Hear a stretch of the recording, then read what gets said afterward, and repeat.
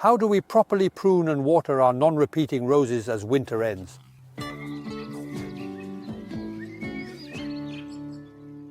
Just a reminder, a non-repeating rose is one that blooms only once and that's it.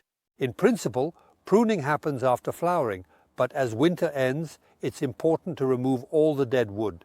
So for that, we're going to use a lopper and check for wood that's dark, black, and no longer alive. I'm cutting all these branches. So all these branches that are inside dead, I'm cutting them. Always use a very sharp pair of pruning shears or a lopper. In fact, pruning a non-repeating rose is a gentle pruning.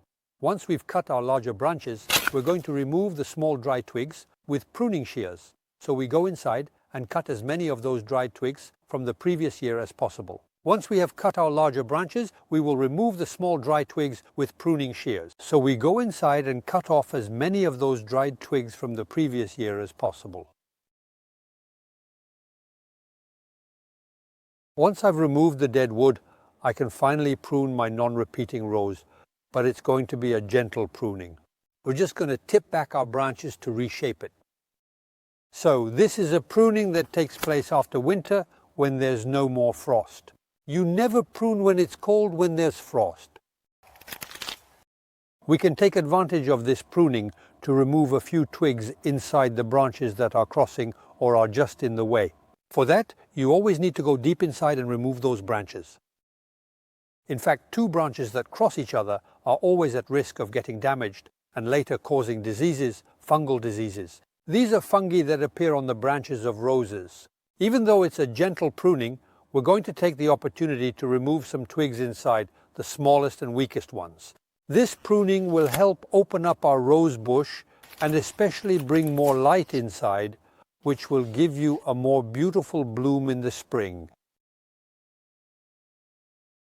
In summary, pruning a non-repeating rose happens at the end of winter when it's no longer freezing or during frost-free periods, and it involves removing the dead wood inside, everything that's dead on the rose bush. We also remove the twigs that are located inside, the weak twigs, the twigs that sometimes cross each other. We cut the larger branches, just a simple, gentle pruning to balance the rose bush. And the pruning is done.